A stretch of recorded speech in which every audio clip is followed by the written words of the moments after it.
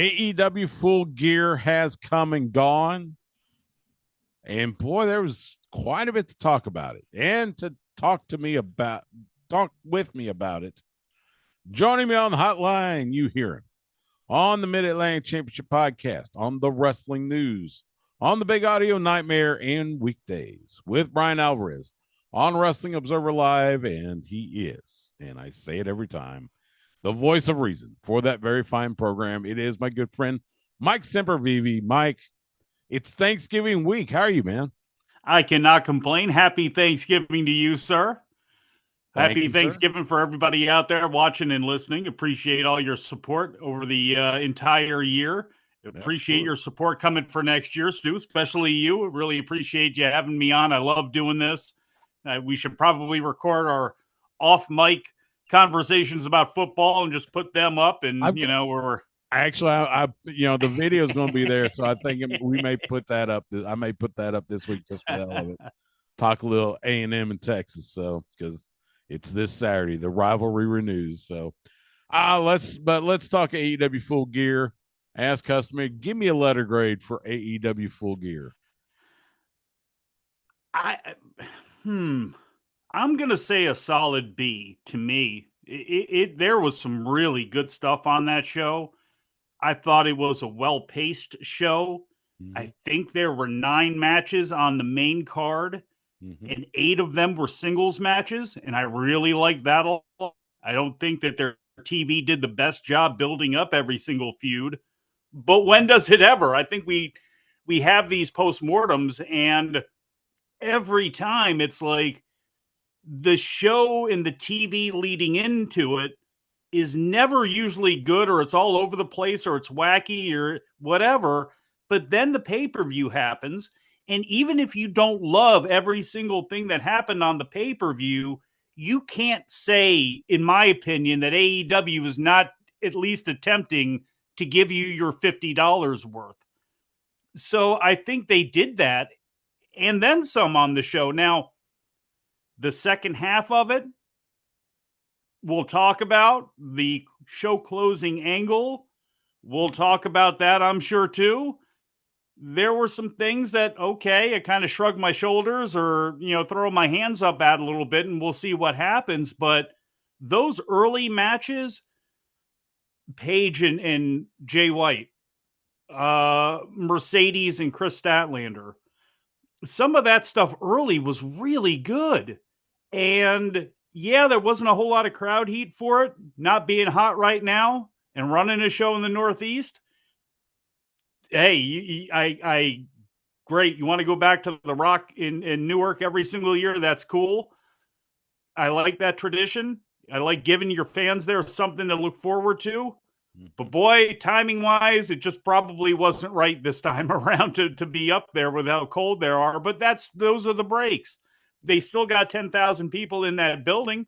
That's a good accomplishment for them. We'll see what the pay-per-views are coming out of it, because it never seems to bother the pay-per-view buy number. It always seems to be pretty consistent and does pretty well. So we'll see what the business end of things are and how much interest there was in it. But I have a feeling it's going to be about the same. And from the reaction I saw, again, a lot of the hullabaloo was about the main event scenario and everything that played out after it. But I think as far as the bulk of the show, I think people were pretty satisfied with it. So again, it wasn't perfect, but I thought it was, it's certainly more than a passing C. I'm saying a strong B. I would say a B there. And kind of like what you said, the first half of the main card, just banger after banger after banger. There were some story aspects of it that made me go, what? And we'll get into that. You mentioned the show closing angle. Let's get to that. Let's get to the main event. So Jon Moxley beats Orange Cassidy. He's still the AEW World Champion. So the Death Riders come out, and I don't get this whole, all right, as soon as we beat our opponent, we need to kill them. You suffocate Bryan Danielson. Now you're trying to pour disinfectant down Orange Cassidy's throat.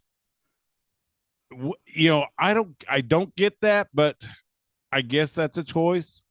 But then you had, I mean, let's see, you had Hangman Page come down, Christian Cage, Jay White, Willow Nightingale came down to stave off Marina Marina. Shafir, and then they end up outside, and then Darby Allin comes crashing through and with a car. That was like they tried to cram like 6 months of stuff into 5 minutes. Yes. I mean, okay, where do we go from here with all this? Well, that's the whole thing is you got to break down each individual part of it. You know, the conglomeration came out there to brawl those guys off. So I'm assuming, yes, Ishii's tied up with Jericho. Kyle O'Reilly's got his thing going on with Adam Cole right now and MJF and Strong in that scenario. But there they are fighting with the BCC or with the Death Riders now, and they get out of there so they can bring in the situation with Hangman Page and Christian and Jay White, which is fine to do. I just would have waited till TV to do all of that at the end and have Willow then come back as the offset to Marina Shafir. She's one of the most popular people on the entire roster. Certainly the most over female talent they have on the roster. No offense, Chris Statlander, but certainly Willow Nightingale is number one. She got forgotten about in this with people talking about everything else that happened. Like her return as a surprise, as finally somebody who can put hands on Marina Shafir, who's beating up all the dudes. We got that, and it got forgotten about because we're going to the back, in the old TNA parlance, to the back. And then you have the Death Riders beat somebody up, outside the car guy, steal some keys because Darby has run his car.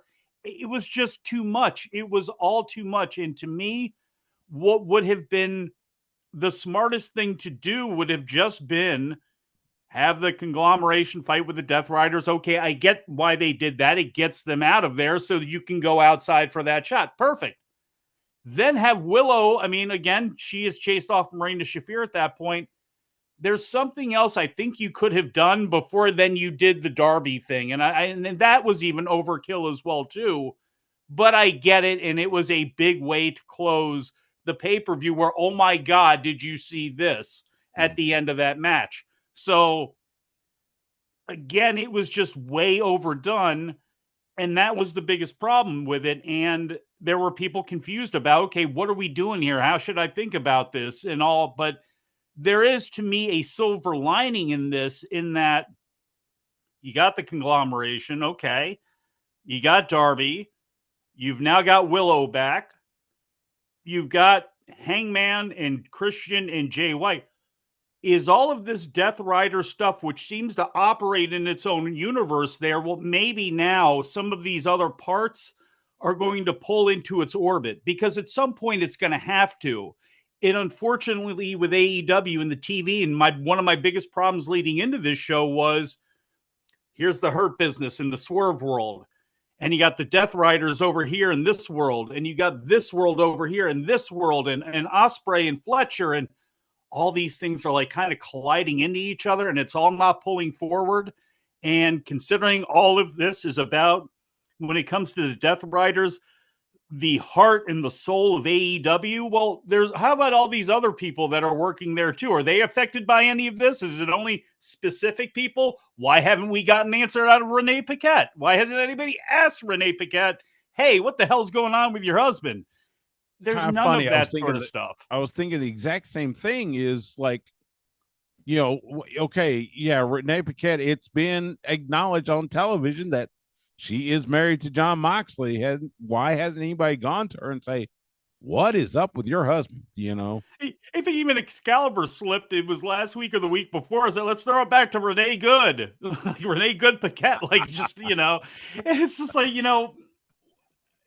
if it's so destructive of a force, why isn't she kayfabe taking some time off? We're going to pull you from this and let Lexi do this because we don't know what's going on with you right now.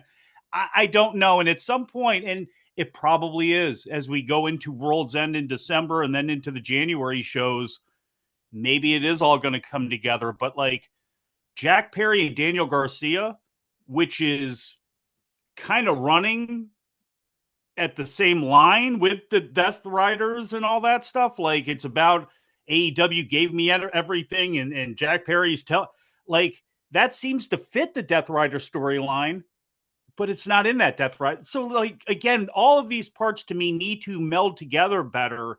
Yeah. Not everybody in WWE is tied up with the bloodline, but it is the one big overarching thing that is over both shows. Mm-hmm. And so it kind of pulls, but everything else pulls behind it. It may not be great. It may not be feuds you want to see or stories you want to see told, but everything kind of pulls along. But the front of that thing is Cody, and it is the bloodline stuff that's going on. To me, that's what it needs to be for AEW, not to be like WWE, but just because like Flair and Dusty, we'll just take it back. Flair and Dusty, you got Rock and Roll and Midnights, you got the Road Warriors and the Russians, you got this going on. But Ric Flair and Dusty is that thing, you know? So, and that's pulling the whole machine. And Ivan Koloff's going to say something about it before he talks about his thing. Ricky Morton's going to say something about it before he does his thing. But the whole thing is moving, doesn't take away from their stories, but there's got to be a head to that horse at some point. So, again, I don't think it's picking nits either. And I don't think it's empty complaining coming from me because it has been a constant thing. And it's not like I'm the only one saying it. Yeah, you're right. It does feel like you got Moxley and the Death Riders, and yeah, they're going after Darby. They're going after Orange.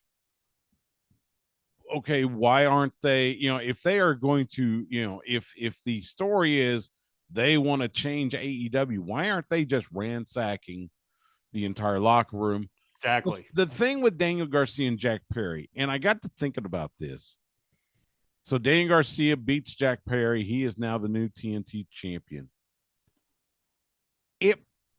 To me, it feels like you had the Young Bucks go away after they lost the tag titles to Private Party a few weeks ago. So now they're, quote, working from home.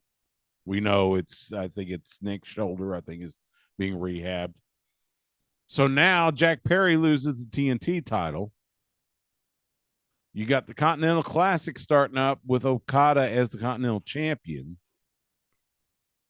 It feels like, assuming Okada drops that title, maybe we see Okada go away and then a reset of the Elite, because it feels like, there is this kind of underlying thing about the Young Bucks, while the heel run was okay, but it wasn't, I don't know. I didn't really buy into it. Didn't have a lot of teeth. Okada, everybody wants to cheer Okada, no matter Absolutely. how many times he says bitch. It feels like maybe that's what's going to happen. It's a whole reset. They come back to help fight off the Death Riders. What do you think? I'm hoping Samoa Joe is back at some point. And I know he was out filming that movie, and I don't know if he's got any maladies or injuries that he is fixing up right now. But he needs to come back as a big conquering babyface because they need baby faces desperately, and they need baby faces they can believe in, fans can believe in. Right now, Bobby Lashley is going to be the biggest baby face on the roster, whether you want him to or not, because he is an ass-kicking machine that everybody believes in, who had his character protected about as well as you possibly could while he was in WWE. And then he comes over and you see where they're at, and you don't want him to be your biggest baby face. If a shade of gray, sure, if that's what you want the Hurt Business to be, but you still need to have baby faces. And I hope Samoa Joe can come back and be that guy. I think the elite scenario is the one that makes sense because nobody's going to boo Kenny Omega when he comes back. He can come back and, with a nun in one hand and a puppy in the other and slay them both in the middle of the ring, and people are going to lose their minds for it. There's nothing he can do. So go ahead and work that. The Young Bucks, according to what Alvarez said, and I had missed this, but when he said it, kind of perked my ears up about the private party thing where the Young Bucks were going to hold on to those titles. And private party, I guess apparently Tony was so happy that, was so impressed that he wanted to have him win the titles. And did that throw a wrench into things? Did that throw a wrench into Jack Perry's things, considering his only friends left the company? Why is he even still there? When it comes to him, he's the scapegoat. They treated me like trash. Now the people that had my back in all of this, now they've left too. And that story has not played itself out any better. That whole story was bizarre when it comes to Daniel Garcia and falling into the darkness. What is Daddy Magic there? That whole thing was a mess to me. But the Young Bucks going back to being baby faces alongside Kenny Omega, alongside Hangman Adam Page at some point, I would think. But maybe that's out of the realm for now. But I have a feeling sooner or later, it's going to be Hangman Adam Page that has got to go through his crisis that all AEW fans love for him to have, this millennial sensitive cowboy that he is. Have him go through that crisis and then have him come back and be the guy. If it's not going to be Samoa Joe or something like that, to me, he's the guy that is going to stop Jon Moxley because, yes, Kenny Omega was day one, but I bet you could tell a better story with the redemption of Hangman coming back and all this darkness and all these things that got to him, pushing it back out again and being the original. In my opinion, Hangman Adam Page is the heart and soul and backbone of that company. Yes, Chris Jericho helped to start it. Yes, the Young Bucks helped to start it. Kenny Omega might be a bigger star. Will Ospreay, but everybody else came in after him. Like, to me, in this generation, with the type of I'm just generalizing the AEW fan, to me, like, he best exemplifies that. He is the heart of AEW more than a Darby or any of them. Yeah. So why not him?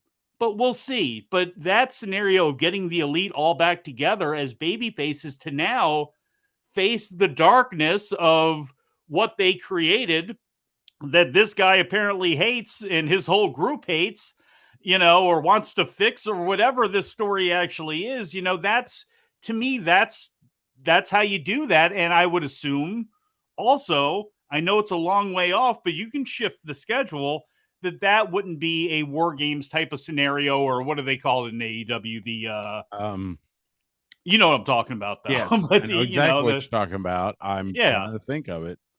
It's not Anarchy or Arena. even before Blood and that, Guts. Blood and Guts, Guts.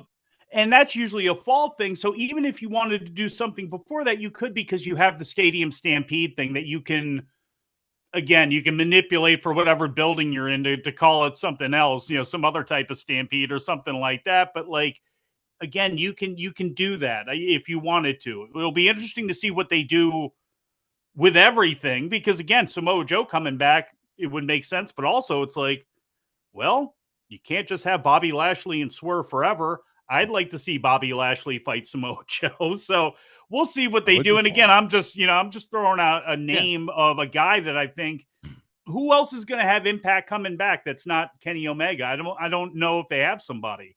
Yeah, Samoa Joe, Bobby Lashley, that would be a fun bout to watch. The story that I think has gotten so discombobulated that I almost just don't care about it. This whole thing with MJF, Adam Cole, Roderick Strong, and Undisputed Kingdom. So you have MJF tell Adam Cole, Roderick Strong they got to win 3 matches in a row if they want to face him. Roderick Strong wins the 3 matches. Adam Cole doesn't, thanks to the ring on Takeshita's hand via MJF. So then you get MJF versus Roddy Strong. MJF beats Roddy Strong. And then, he Pillmanizes Strong's arm. Well, here comes Adam Cole, and Here comes Taven and Bennett, and Cole is shouting at MJF while Taven and Bennett and then Kyle O'Reilly are tending to Roddy.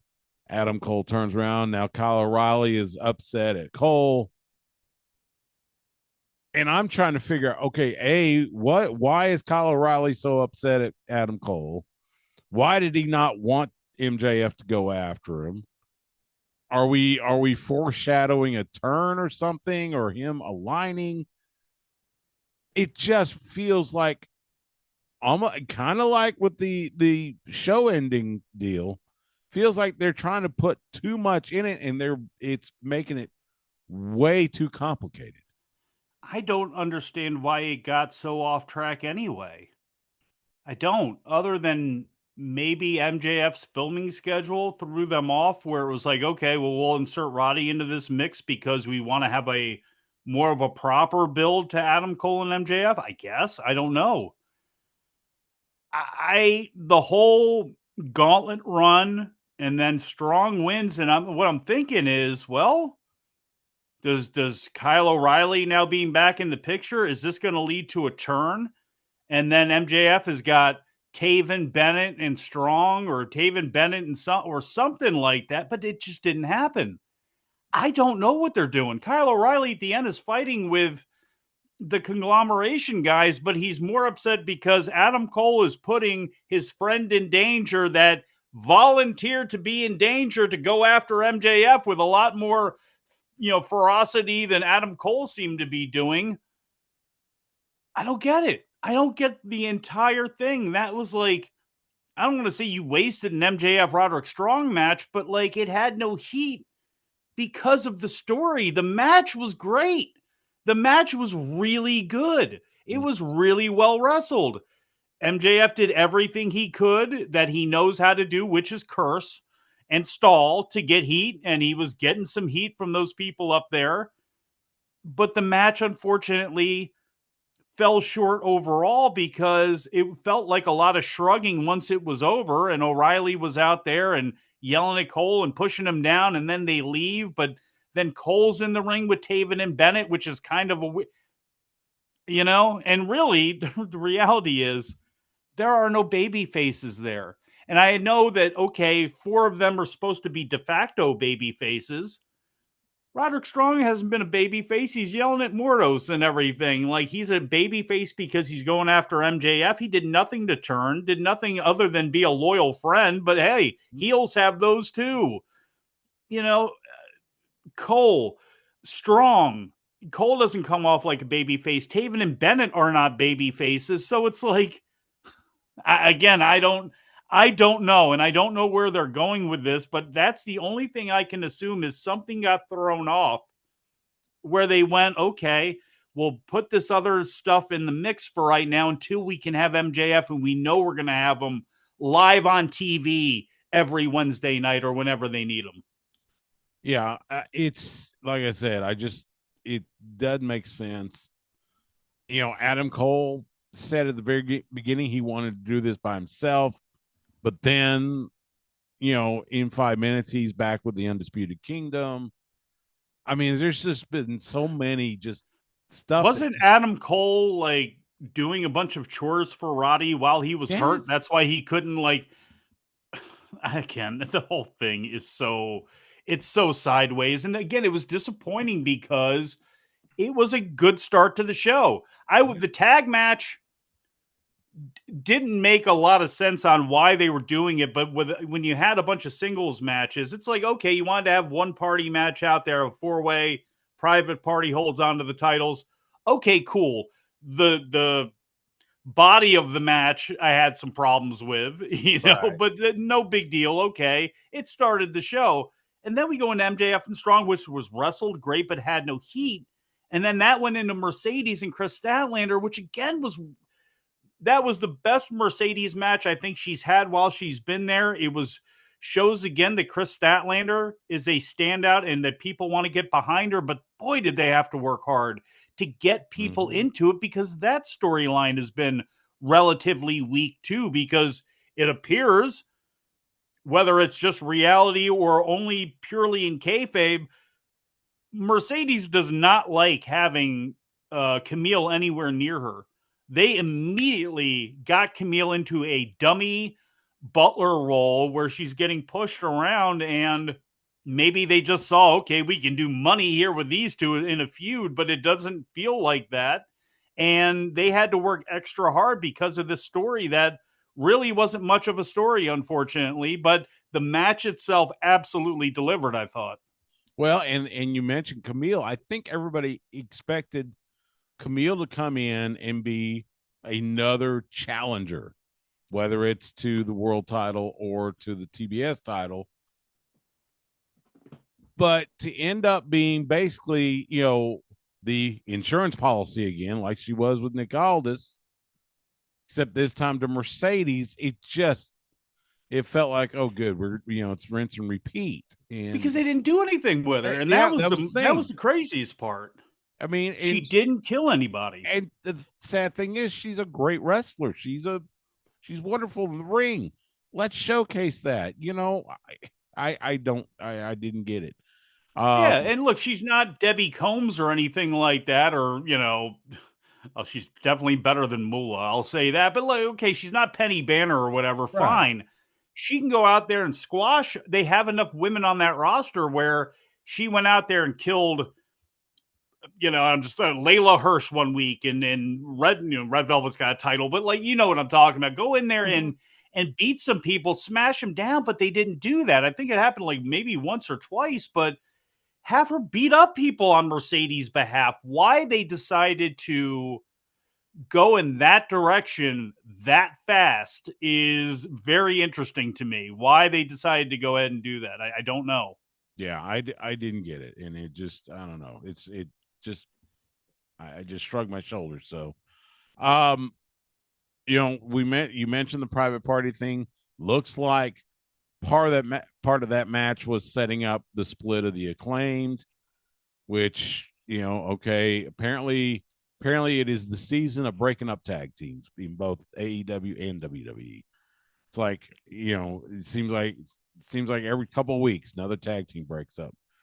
I wanted to ask you, brothers, the I know. Martin brothers are come on. I Like, know. look, that was one thing with the Death Riders when they're out there doing things and stuff, and it's like, this would be a perfect time to turn Action Andretti heel because he's beefing with his members. He's beefing with Top Flight. He's saying they don't take it seriously or whatever. Like, you could have had him break and join up with the Death Riders, or do the same thing with Alex Reynolds. You Yeah. have him going Dark nowhere with Order, the yeah. Dark Order. Kenny Omega had that big match with him because they see something in him. Well, then he was getting his tail kicked just like Action Andretti was by the Death Riders. Take those two guys and put them with that group and give them a reason for being. I'm sorry, I got off on a little bit of a different tangent there, but I just, Well, but that was almost kind of the story of the night as a whole. Just these stories that were just disconnected. That's the best way to describe it. I do want to ask you, and maybe you can get this. So, in 0 Hour, you had this Big Boom AJ guy, and I have no clue who the Costco guys are.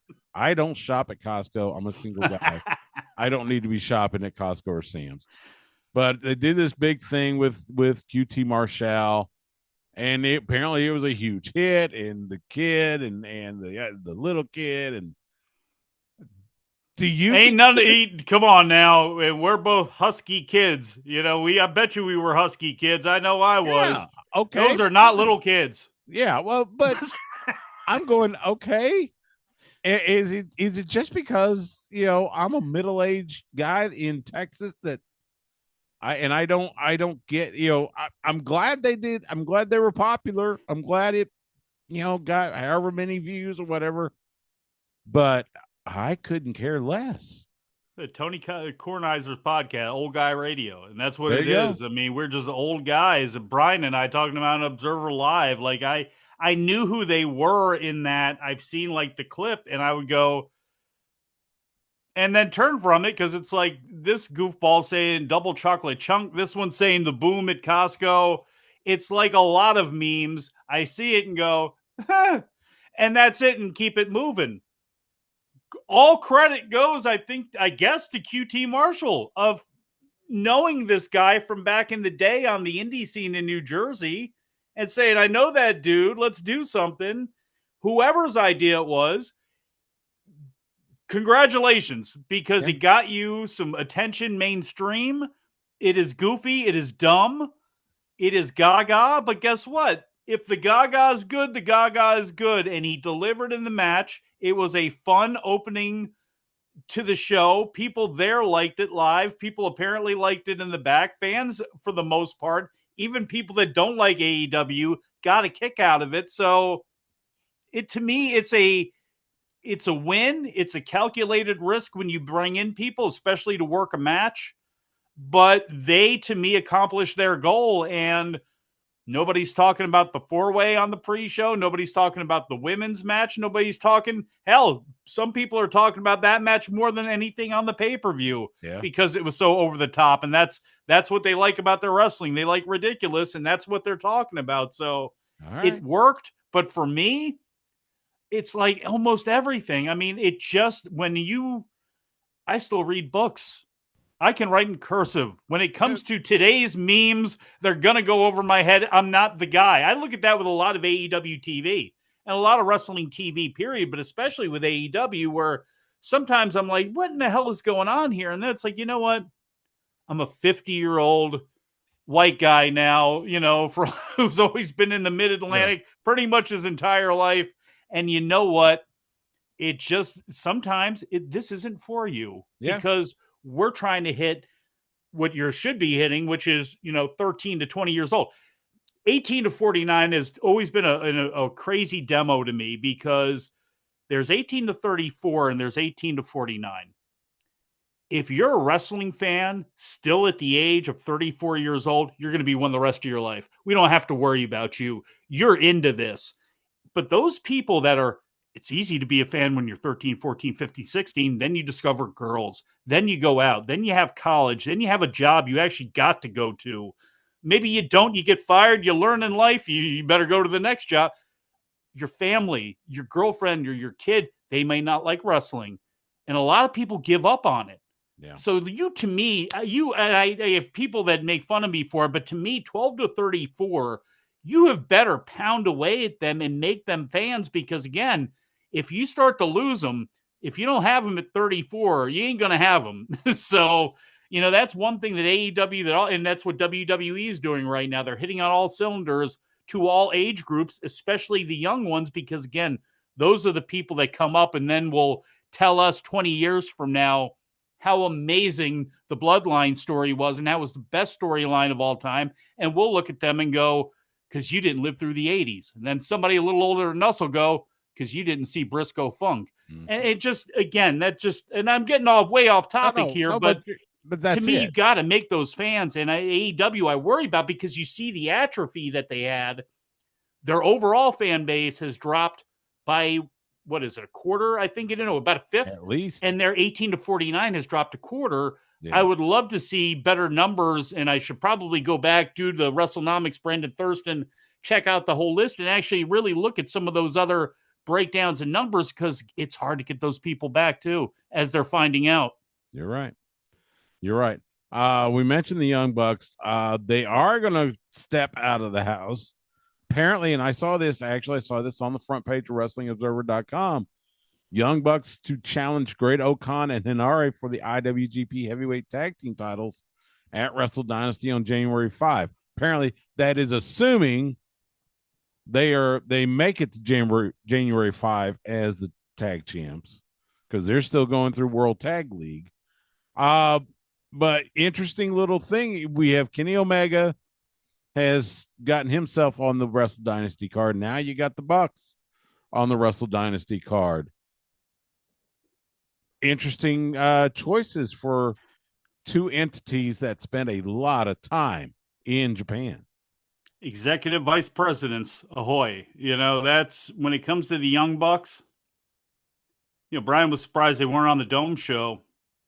I'm not, following New Japan and covering it for as long as I have. The Young Bucks were always, for the most part, a junior heavyweight tag team. Mm-hmm. They are names going over there. It will get attention, but it's not like Jay White coming back or an Okada coming back. Certainly not an Okada or an Omega, but not even to me a Kyle Fletcher or a Jay White or somebody like that. Them being on the show isn't going to pop anything, but it's a really nice addition to have on there. And it makes sense that they would be going after the IWGP Tag Team Champions on a multi promotional show. So that makes a lot of sense. The interesting name is Claudio because Mm-hmm. there has been a lot of, man, did you see him kill Darby? Man, Claudio's out there. Claudio is scheduled to face off against Shota Umino on January 5th at that Wrestle Dynasty show. I am assuming that Shota Umino is going to win the IWGP World Heavyweight Championship from Zack Sabre Jr. on January 4th. That is not a lock or anything. I wouldn't bet my house on that because New Japan has often told stories, like with Okada at the Dome, that he can't beat that guy or it's this first big match or whatever it is. And they tell a sporting type of story that can go ahead and go behind that, some redemption for the next year and this guy's march for the next year. But with John Moxley being Shota Umino's sensei, while he was in New Japan for so long, I have a feeling he's going to win that belt and you're going to have a Claudio IWGP championship match on January 5th. And I have a feeling that that's why he is so strong. That's why I have a feeling that he may very well win the Continental Classic. I could see that happening. He doesn't have to, but I could see that happening. He defeats Okada or something like that, whatever it is. And then that's how you're selling that match over there in Japan. Both of those shows, January 4th and January 5th, it'd be really interesting to see the attendance. I don't know why. I understand why they wanted to do the Dome 2 straight nights. I don't think it's prudent. No. They don't, if you look at both cards as they're set right now, New Japan's in a transitional year. It has not been a great transitional year for them. They're still running cold. I don't know how well that show's really going to do as far as paid attendance. And then you're asking, what you're hoping is 25, praying is 25,000 people the first night, 30,000 people, 40,000 would be, people would be falling over. But then you're going to try to get back how many for the next night? If it's 25,000, what, 15 the next night? Kenny Omega being on that show against Gabe Kidd, people kind of blew that. Oh, why is he coming back on AEW TV? It doesn't matter. He'll be a hero when he comes back on AEW TV. He needs to be a hero to the people that made him a hero because you have 2 nights that you need to sell. And that's your big business partner over in Japan. The business partner, and granted, it's not AEW's fault that New Japan didn't hold on to guys. They should have been more proactive looking at how the scenario works. But the reality is, you as a partner to help your own business murdered theirs. Okada came over, Fletcher came over, Ospreay came over, Ibushi came over, Ishii's over here now. I mean, again, Ishii's a little bit of a different story, but like all these players that you had, Mark Davis, you can look back, all of them have now come over here, and that's what they're trying to rebuild for some. So, yeah, it may not be your fault that they're in that situation. That's a business thing.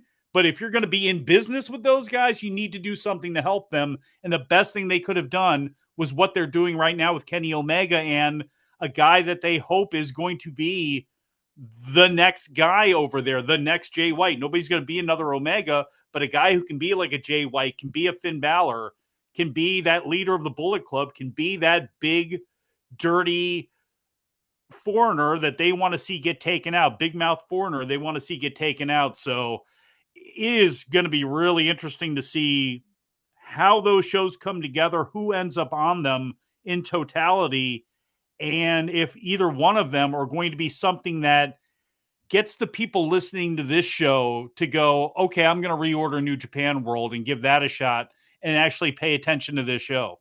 Yeah. I I'm with you. I fear to see what Tokyo Dome looks like on those 2 nights. I hope they get a crowd. I really do, but man, they are they are And cold. the first, you might be able to get it with the first one because we got to see how things are going to play out. If is it going to be Hiromu against Naito? Is it going to be Hiromu and Naito winning the tag league to then go at? That is that might be the biggest thing that happens is what happens to Naito, because even though he's completely broken down in a shell and all that sort of stuff, people love him and they still pay to see him. So I don't know, but as it stands right now, when you look at both, it's like, oh God. And again, for AEW, who's then in February was supposed to have that big show in Australia, 50,000 seat stadium that seemed to be insane. And then we find out it absolutely was insane. And now they're going to move it to a 5,000 seat building because that's the only one that would be available. It's tough. It is a lot of, they're getting a lot of cold water thrown at them right now. And again, every day is your new chance to get a new start. But again, it's frustrating. And talking about the pay-per-view, that's one of the reasons why is because the TV just tends to be all over the place and often, unfortunately, not all that good. It really, if you're being honest, you think about the wrestling you've watched and it's like, oof, it's just too much and too many head scratching things. Where's Britt Baker? Britt Baker, the last time we saw her, she's telling the microphone, out comes Serena Deeb, who needs all the help she can get as a character. And I love Serena Deeb, great wrestler, all that stuff. But she needs somebody that she can work with to play off of. I thought Britt Baker would be a good one. Britt Baker's out there mouthing, nobody cares. Nobody cares about this. We haven't seen Britt Baker since. We haven't heard anything about that feud since. And it's like, Ricochet and Takeshita. Why did you do that? Like, that was another one of those ones where it's Yeah. like they tease it. And then it's almost like they went, oh God, we got the Continental Classic coming up. We can't invest the time into this feud, but we kind of teased it. We'll throw them out there for a banger. Well, they didn't have a banger. And I don't want to see Ricochet and Takeshita again anytime soon because of it. And no heat whatsoever for that. And it's like, what did you do that for? Why not just have Ricochet get some wins and point out some things? But I just don't understand. And again, it's one of those times where it's like, maybe it's not for me. Maybe I'm too old, but then it's like, no, I'm not too old. You just may not know what you're doing when it comes to this particular situation. Yeah, a lot of head scratching decisions made there. That's for sure. Let's switch gears to WWE. SmackDown on Friday night, and you had the OG Bloodline come to the ring. Solo is wanting Roman to accept his terms of surrender, and then, like the most melodious voice ever, the wise man Paul Heyman returns, makes the logic that you can't have 4-on-5 for games. It has to be 5-on-5. And then out comes CM Punk. And then all hell breaks loose. So now CM Punk is going to be part of the OG bloodline. So you got WarGames coming up on Saturday in Vancouver. So it's going to be Solo, Jacob Fatu, Tamatanga Tangaloa, and Bronson Reed facing Roman Reigns, Jimmy and Jay, Sami Zayn, and now CM Punk. I know the betting odds are favoring Solo's bloodline. I think that seems to be a logical place to go. But give me your thoughts on what we will see from the men's War Games match. It's going to be interesting because if Solo's team has got the betting odds in their favor, that means they're going to have to make somebody submit on that other side or make them quit. And you look at that side and you go, well, who's it going to be? The obvious answer would be Jimmy. Mm-hmm. I don't know about that. I think there may have been some foreshadowing with Paul Heyman in the red shirt with the red face on the watch and the red handkerchief. Does that mean bloodline? They can use him a lot more than Roman can, and a lot more than that side can. But are people going to want that? I think Paul Heyman is the one that does something to throw in the towel or do something that causes the defeat. It's not the most perfect scenario, but it opens up Paul Heyman on both brands. Paul Heyman now having to face the wrath of CM Punk, which he had to do once before, which unfortunately gave us Rybaxel, if you remember that. Maybe they want to do that scenario again without him in there. It opens up. You still have Seth Rollins against CM Punk. It could open up Bronson Reed against CM Punk. Mm-hmm. CM Punk and Roman Reigns do not like each other. So I don't know. They have, more Fatus and Tongans signed. We know that as well, too. Could they have could they play a part in it? I don't know. It just feels to me Jimmy either tapping, Tangaloa tapping, or there's some sort of screw job with Paul Heyman. And all that red that he had on, I don't know. Maybe I could be way off on this. Maybe that's the bait that they want me to take so they can go in a different direction. One thing is for sure, they got some plans and they got some exit ramps going off of it just in case, but it's hard to try to predict what they're going to do because they got so many stories good working right now that they can pull out and throw. Yeah. But Solo needs a win. And that's the other thing is that OG bloodline could use, some sort of victory, whether it be WarGames or not. They are going to have to continue on and get this thing pumping. And also, too, there is the Cody Rhodes aspect of this, too. True. At some point, he's going to have to loop back around. He's doing the things with Owens and with Randy Orton, surely, when he comes back. But at some point, we're running out of time before we get to, and I know it's a later this year Royal Rumble than it has been. It's in February, I think, technically this year, right? Yeah, but So, it's around the same time because it's still that first week. It's like first or second or something like that. and you're assuming they're doing Cody and Rock, so at some point the Yeah. Rock's got to come back, So Cody and Kevin at Saturday night's main event. Mm-hmm. He's not booked for Survivor Series, so I guess next will be Royal Rumble, which will be something, and then he'll take it to Mania. So Yeah, well, there's this. What you said about Paul. Mm-hmm. I am so glad you said that because I was thinking the exact same thing when he came out. He's not wearing the tie and the collared shirt like he always is. He's wearing the red shirt, looking way too much like Solo. I'm going, that can't be a good sign. And so I'm glad you said that because it made me it kind of made me think, okay, I wasn't the only one thinking it. And that's the best part of what they got going on right now is they have 6 pitches. Okay, is this working right now? Did people buy this hook line? Maybe we can do this because everybody's buying into it. Just, man, when you're cooking as far as your booking goes and you have a story that people believe in, boy, it provides you so many opportunities, and it does not make you gun shy to do some things and to throw things out there to put it in people's heads. And as much as wrestling fans want to know everything that's going on now, and sometimes they hate being worked and they'll swear they hate being worked, but that's the best thing that could happen is you got worked, because that's the whole point.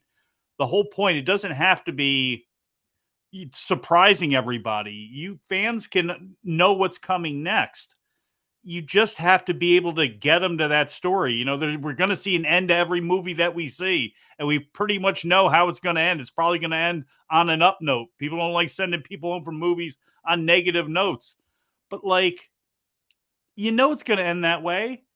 Give people what they want. Don't insult their intelligence and just swerve them a little bit. And everybody that says I'm never going to watch again, you'll see them in the comments the very next week or in 2 weeks later. Or maybe they've just moved under a different screen name, but don't think that they're not watching. Yeah. Women's WarGames match Jade Cargill out. Apparently, she does have a legit injury. Could be out a few weeks, could be out a few months, could be out longer. So Jade Cargill out. Bailey is in, and that was verified on WWE's website with the graphic. So it is Bailey joining Rhea Ripley, Io Sky, Naomi, and Bianca Belair to face Nia Jax, Tiffany Stratton, Liv Morgan, Raquel Rodriguez, and Candice LeRae. Um, this one, this is one of those like you were talking about. There are at least half a dozen stories going into this, and half a dozen that could come out of it. And so it feels like this would be a good match just to see what stories come out of it. Yeah, with the way that Bianca and Rhea were interacting with each other, feels like Bianca's going to go heel and challenge Rhea. And that is a match that, in my opinion, if built up properly, you could close the second night of WrestleMania with that. Mm-hmm. You damn sure can close the first night of WrestleMania with that, and maybe they do that, depending on what's going to happen with the Bloodline and The Rock and all that sort of stuff. If it was up to WWE with the way they like balancing everything now, it's why we have a women's intercontinental and U.S. title when we don't need them. We got too many belts of all kinds for all genders in every promotion in every part of the world. So that's a different story. But man, I would love to see that match. Is that the direction they're going to go? Is Bianca the one that put Jade through the car? Who did put Jade through the car? Because I don't know if Raquel and Liv and all them, did they ever really fess up to that? They were happy to see it happen, but I don't think that they admitted to it.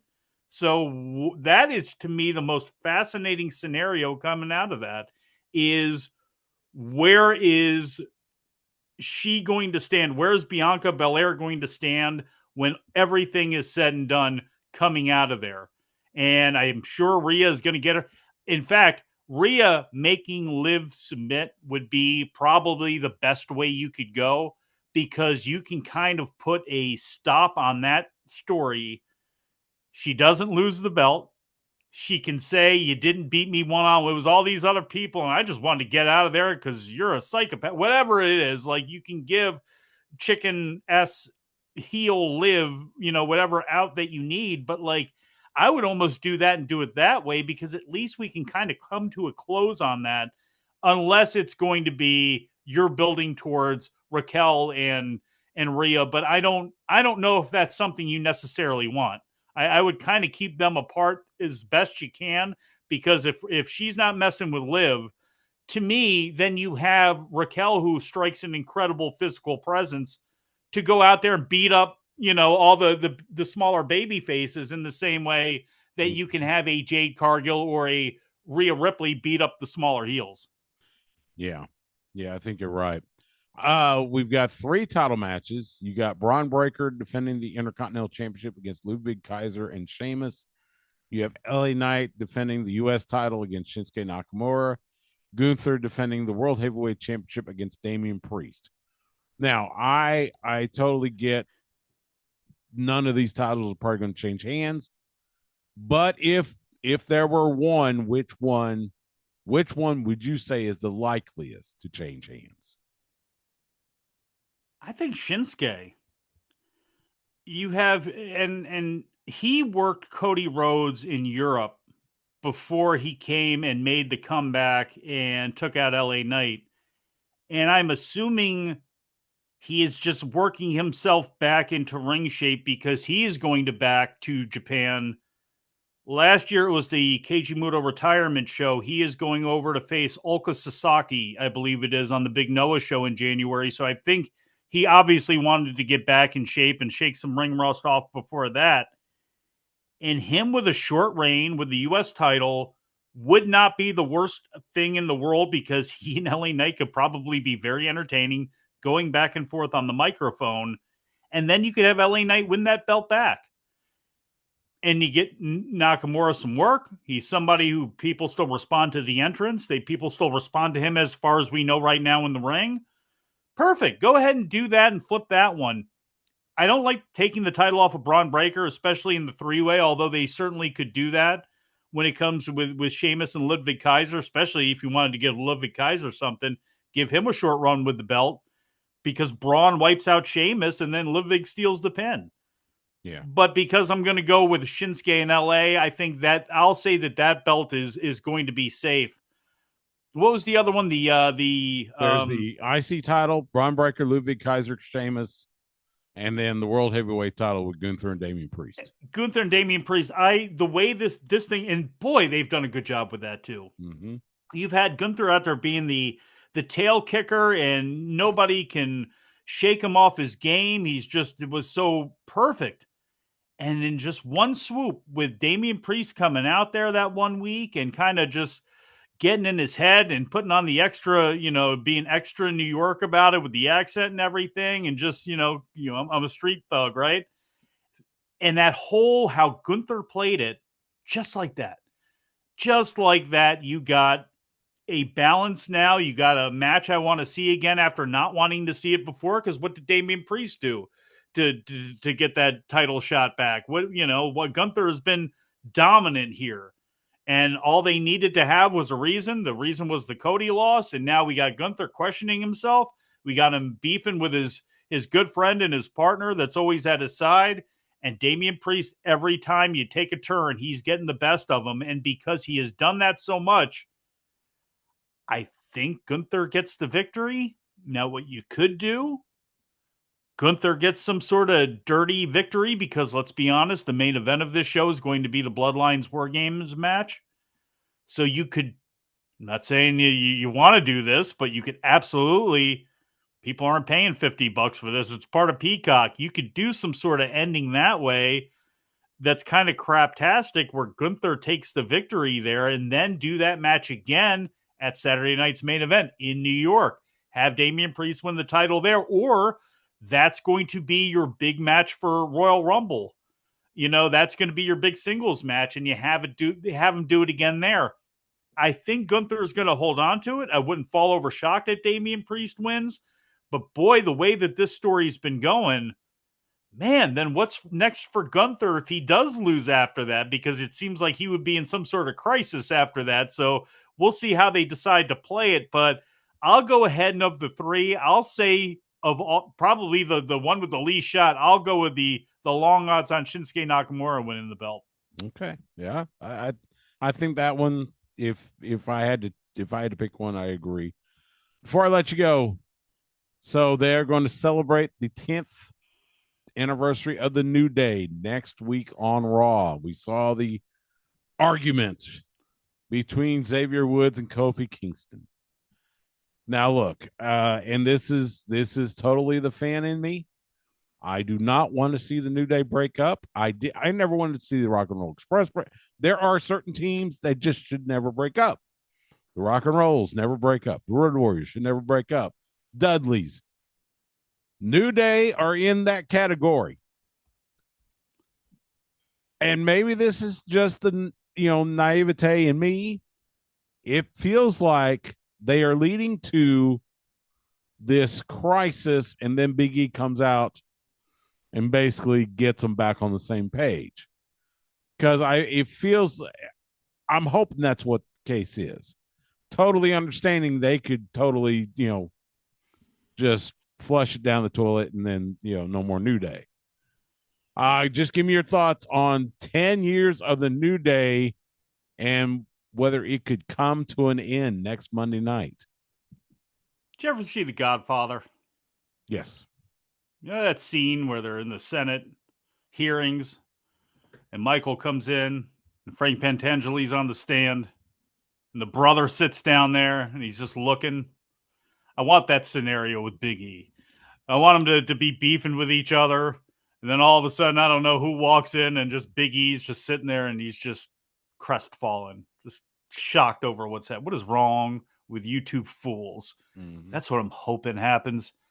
That's what I'm hoping happens relatively soon because I don't think it's going to happen on Monday night. I don't think we're going to have some sort of hugging and kumbaya moment where everybody is back together again in union and all that. I think we're going to have at least one match between the two. And they have not done a good job. A lot of it had to do with the fact that, unfortunately, all those dudes weren't over. When it comes to Karrion Kross's group, when they were going at it, and you bring in Odyssey Jones to the group. And in a way, thankfully, none of that worked, because those two going at each other backstage actually finally got people and fans in the crowd to actually pop for wanting to see these two guys fight. It actually got me to, because I'm with you. I would have never broken them up. They were a team forever. Even if they weren't winning, they were a team forever. I get what they're doing, but man, I hope it's not just Xavier laying out Big E or something like that on Monday. I don't know. To me, I would just want to see the match, and at some point, I want to see them back together again, because unless one is retiring or something like that, the whole is greater than the sum of its parts when it comes to the New Day at this point in the game. And again, people still cheer him. And I loved him from day one, because I liked Big E and I like Kofi, and obviously, Xavier Woods, for years now. I mean, what was his name in Consequences Creed? Yeah. He's always been fun to watch, and they have been great as a group. And I remember when they bring him out there, and I knew what was going to happen. People were going to boo him. They were going to regurgitate all over it, and they were going to play into it and become huge heels and become such big heels. They became baby faces again. And that's exactly what happened. I never would have believed they would sell as much merchandise as they did. There was one Christmas where my kid had the Bootio cereal. He had the socks. He had the this and that and everything. My mother got him stuff. We got him because he loved the New Day. How could you not like the New Day? Yeah. So I love them. I think they're better as a group. They're a legacy act to me there. I don't know how this whole thing is going to play itself out, but I wish they had not announced Big E to be there. I hope they have some way to get him out of that, so these two can turn on each other. They can have one match, and during that one match, that's when Big E walks out there and just goes, what are we doing here? But we'll see how the whole thing plays out. But what a run. I mean, what a run. Well, yeah. We don't have to talk about them like they're, the Road Warriors or whatever. It's like for what they accomplished, the money they made off the merch, the reaction that they've gotten it's hard to be loved for 10 days, let alone for 10 years. And again, I just, unfortunate what happened with Big E. Hopefully he can come back and be cleared for one match one day that he feels comfortable in having, if he's able to do it, because I would love to see him back for one more goodbye with those two other guys, doing something. And I will say this again, Karrion Kross, and I have been hard on that group and the whole Faces of Death or whatever the hell they were. I can't remember the damn name, but it's like them with the Miz going after the Wyatts has been great. They got heat on the Wyatts, and that perfect. What they're doing with the Authors of Pain and all them together with the Wyatts, to me, that is a perfect use of them. And Karrion Kross interacting with the Miz has now made Karrion Kross somebody for the first time ever. I was not big on him in NXT. On the Indies, a little bit of a different story, because, again, huge fish in a small pond with how he could talk and his look and all that stuff. But he was getting to be one of those guys where it's like, maybe he's just going to be one of those guys that never is able to get the hooks in and go. Maybe we're actually seeing that now with him, and seeing, again, I'm greatly amused by what's been going on with him and the Miz. So we'll see what happens. Yeah, I think you're right. He is Mike Sempervive. Catch him on the Wrestling News, the Mid-Atlantic Championship Podcast, the Big Audio Nightmare, and weekdays on Wrestling Observer Live with Brian Alvarez. Mike, I appreciate it. As always, I love having you on. Anytime you and I get together just to talk, whether it's football or wrestling or whatever, I'm so grateful. I am thankful for you. I'm thankful for you, sir. I tell you, and I was thankful for you on Canadian Thanksgiving. I'm thankful for you at all times. I'm thankful for everybody out there who wants to hear what I have to say, because as you could tell, I got a lot to say about a lot of different things, especially when it comes to wrestling. And I got to get this plug in here, Stu. I have to. Yes. Get the plug in. Patreon.com. Patreon.com/Mid Atlantic Podcast. I know what you're saying. Oh, God, another Patreon. I know. $5 gets you in the door, though. You can come on for free if you want. I got a free side of that, too, where I try to make you a member. You could try to get me to force your hand. Come on board, sign up, take a look, see what's going on. If you really like it, pay $5, get in the door, and get a monstrous amount of professional wrestling and boxing content from over the years. That is more than just Mid-Atlantic Championship Wrestling. It is wrestling from all over the world, and that includes boxing as well, too.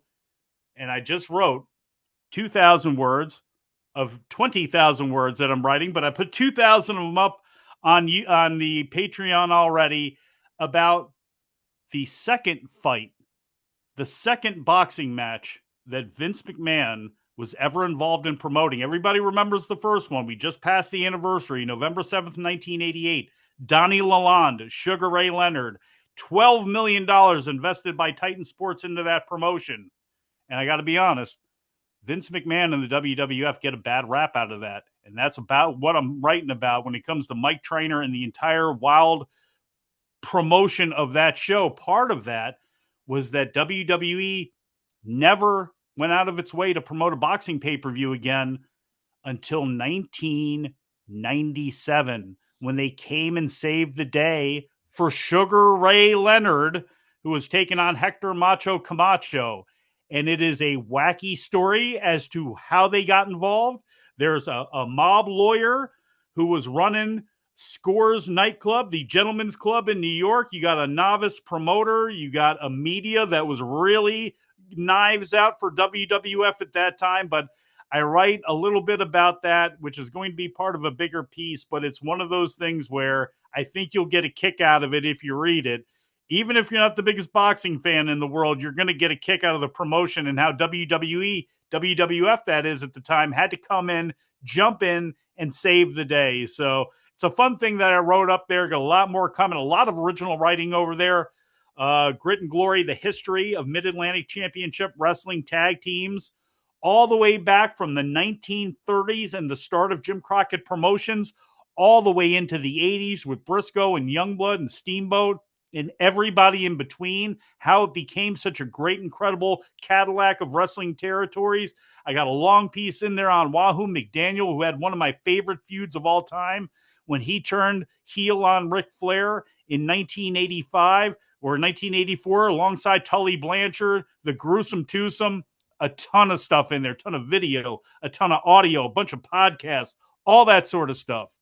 So I would be very thankful, everybody out there, if you had a chance. Number one, I'm very thankful if you made it through that whole spiel right there. But I'd also be very happy if you went to patreon.com/Mid-Atlantic Podcast and you could tell me to tell Brian to eat it, and I'll do that too.